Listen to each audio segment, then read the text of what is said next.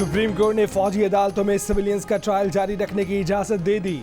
फौजी अदालतों में सिविलियंस का ट्रायल का हरदम करार देने का फैसला मौत। अपीलों पर फैसले तक 102 गिरफ्तार अफराद के ट्रायल का हतमी फैसला जारी नहीं किया जाएगा। जस्टिस सरदार तारिक मसूद की सरबराही में 6 रुकनी बेंच ने 5-1 की अक्सरियत से फैसला सुना दिया। जस्टिस मुसरत लाली ने फौजी अदालतों में सिविलियंस का ट्रायल जारी रखने की मुखालफत की। सुप्रीम कोर्ट ने 23 अक्टूबर को फौजी अदालतों में सिविलियंस का ट्रायल का हदम करार दिया था। वफाकी हुकूमत ने सुप्रीम कोर्ट के फैसले के खिलाफ अपील दायर कर रखी थी। नवाज शरीफ बदस्तूर अपने इक़्तिदार से बेदखली के किरदारों का एहतसाब करने के मुतालबे पर कायम। कहा कि जो जुर्म 25 करोड़ अवाम के खिलाफ हुआ था उसे भूलने और माफ़ करने का उन्हें कोई हक नहीं है। लाहौर में पार्टी उम्मीदवारों से खिताब करते हुए नवाज शरीफ ने कहा कि उन्होंने जनरल राहील और जनरल बाजवा के खिलाफ कोई साजिश नहीं की थी। ये पूछना ज़रूरी है कि इन किरदारों ने मुल्क के साथ ये सब क्यों किया। 8 फरवरी को 25 करोड़ अवाम की JIT और अदालत लगेगी जो अपना फैसला सुनाएगी। नवाज शरीफ का ये भी कहना था कि एक तरफ जज गॉडफादर और सिसिलियन माफिया कह रहे थे, दूसरी तरफ मीडिया ट्रायल चल रहा था। पता नहीं कहां कहां से साजिशी आकर शाम को अपनी दुकानें लगाकर जहर उगलते रहे थे।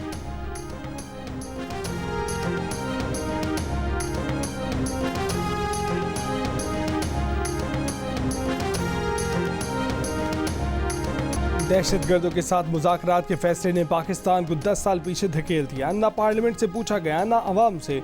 ये फैसला किसने किया, तहकीकात की जाए। Chairman Peoples Party Bilawal Bhutto Zardari का मुतालबा। पेशावर हाई कोर्ट बार से खिताब में कहा कि संगीन दहशतगर्दों को छोड़ा गया, उन्हीं जगहों पर बसाया गया जहां से कुर्बानियां देकर निकाला था। डेरा इस्माइल खान का वाक़या इस बात की मिसाल है कि हमने किस किस्म का अमन कायम किया।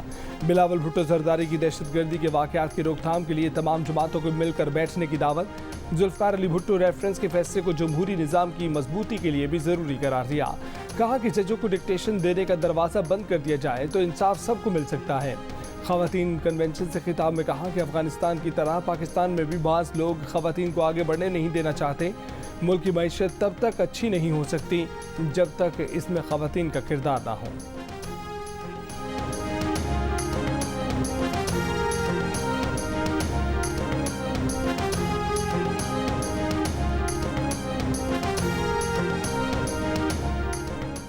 खबर मानिका का इल्ज़ाम है कि बानी BTI ने बुशा बीबी से पीरी बुरीदी के चक्कर में राब्ता अस्तवार किया। वक्त के साथ दोनों के नाजायज़ ताल्लुकात कायम हो गए। इन ताल्लुकात की बिना पर उन्होंने बुशा बीबी को नवंबर 2017 में तलाक दी। बानी BTI और बुशा बीबी ने इद्दत गुजरने से पहले ही निकाह कर लिया। इस्लामाबाद की अदालत ने गैर शरई निकाह केस काबिल समात होने का तहरीरी हुक्म जारी कर दिया। हुक्मनामे के मुताबिक गवाह मुफ्ती सईद ओन चौधरी और मोहम्मद लतीफ़ के बयान इन इल्ज़ामात को सपोर्ट करते हैं। गवाहान के बयान की रोशनी में बानी BTI और बुशा बीबी ने बादियों नज़र में जुर्म का इर्तिकाब किया है। अदालत इस नतीजे पर पहुंची है कि ट्रायल के आगाज़ के लिए मुनासिब ग्राउंड मौजूद है। खबर मानिका की कंप्लेंट पर समात का बाकायदा आगाज़ जुमेरात से होगा। बानी BTI से अडयाला जेल में वीडियो लिंक से रब्ता किया जाएगा। बुशा बीबी ज़ाती हैसियत में तलब।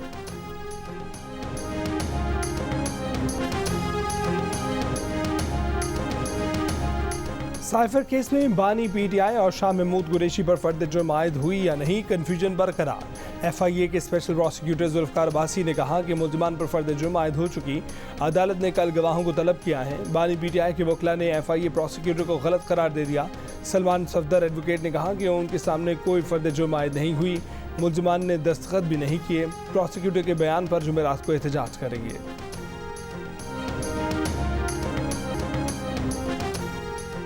साइफर केस में FIA की चार्जशीट में कहा गया है कि मुल्ज़िमान ने साइफर टेलीग्राम को कौमी सलामती के बरक्स ज़ाती मकासद के लिए इस्तेमाल किया। साबिक वज़ीर आज़म ने बदनीयती से जानबूझकर इसे अपनी तहवील में रखा। मुल्ज़िमान ने खुफिया राब्तों के तरीक़ाकार में रियासत की साइफर सिक्योरिटी सिस्टम पर समझौता किया। मुल्ज़िमान की जानिब से साइफर टेलीग्राम पर बददियानती से रियासत को नुकसान पहुँचा। दौरान समा शाह महमूद कुरैशी ने कहा कि वो बेगुनाह है।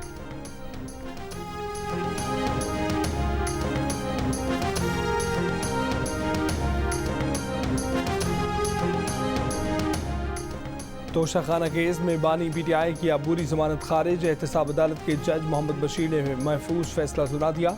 बानी BTI की तोशाखाना केस में भी गिरफ्तारी डाल दी गई। डिप्टी प्रोसिक्यूटर जनरल नैब सरदार मुजफ्फर अब्बासी का कहना है कि बानी BTI का कल जिस्मानी रिमांड हासिल किया जाएगा।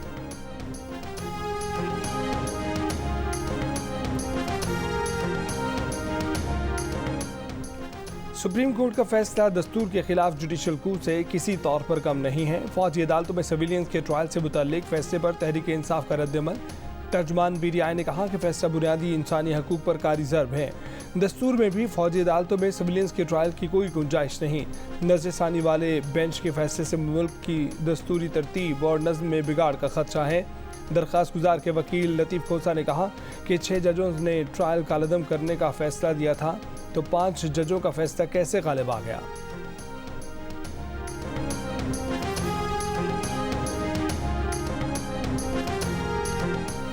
इलेक्शन कमीशन ने तहरीक इंसाफ के इंट्रा पार्टी इलेक्शन पर तहरीक इंसाफ की दी गई वजाहतें नाकाफी करार दे दी। इलेक्शन कमीशन के मुताबिक तहरीक इंसाफ के इंट्रा पार्टी इंतखाबात बादी नज़र में पार्टी आइन से मुतसादिम है। इलेक्शन कमीशन ने तहरीक इंसाफ को वजाहत का एक और मौका देते हुए 18 दिसंबर को तलब कर लिया।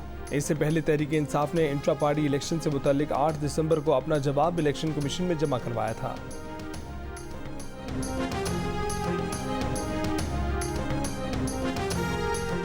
चेयरमैन BDI गौहर खान ने कहा है कि तहरीक इंसाफ को तनहा करने की साजिश की जा रही है। इंतखाबी मुहिम के लिए लेवल प्लेइंग फील्ड दी जाए। PDM की किसी जमात से इंतखाबी इत्तेहाद नहीं होगा। आसिफ जरदारी के बयान पर रद्दअमल में कहा कि तहरीक इंसाफ ने कभी इन लोगों की वोट हासिल करने की कोशिश नहीं की जो वोट डालने के अहल नहीं। हमारी वाज़ेह पॉलिसी है, जो लोग 30-40 साल से इस मुल्क में रह रहे हैं उनसे कानून के मुताबिक सलूक होना चाहिए।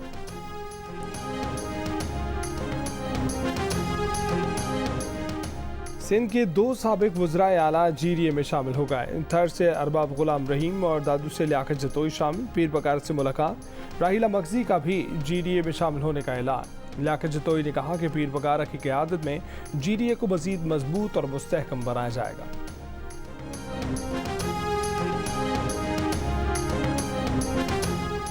कराची के सार्फिन के लिए बिजली ₹1.71 फ़ी यूनिट महंगी होने का इम्कान। पावर डिवीजन ने दरख्वास्त नेपरा में जमा करवा दी। दरख्वास्त गुज़िश्ता माली साल की दूसरी और तीसरी तिमाही एडजस्टमेंट की मद में जमा करवाई गई है।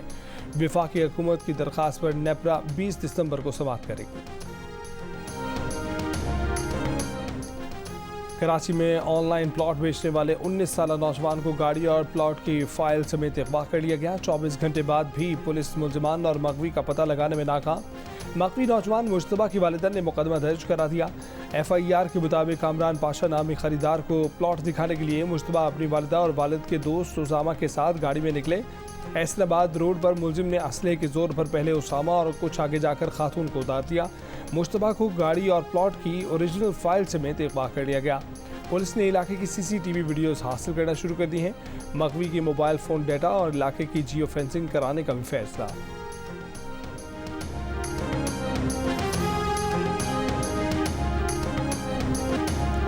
पाकिस्तान सुपर लीग के नवे एडिशन के लिए टीमों का इंतखाब मुकम्मल। फ़खर जमान और वेंडर डॉसन लाहौर कलंदर्स का हिस्सा होंगे।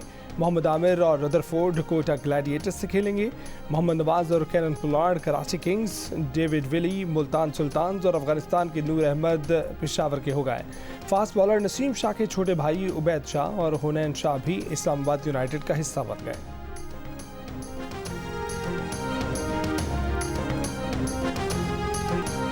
और पाक ऑस्ट्रेलिया टेस्ट सीरीज का आगाज आज से पर्थ में होगा। ट्रॉफी की रुनमाई शाहीन शाह अफरीदी नायब कप्तान होंगे। प्लेइंग 11 में तजर्बाकार हसन अली पर खुर्रम शहजाद और आमिर जमाल को तरजीह दी गई। दोनों फास्ट बॉलर डेब्यू करेंगे। टीम में 3 फास्ट बॉलर और ऑलराउंडर फ़हीम अशरफ शामिल हैं। कप्तान शान मसूद का कहना है कि जानते हैं जीतने के लिए 20 विकेटें लेना होंगी। बॉलरों ने तसलसल के साथ बॉलिंग की तो अच्छे रिजल्ट हासिल कर सकते हैं।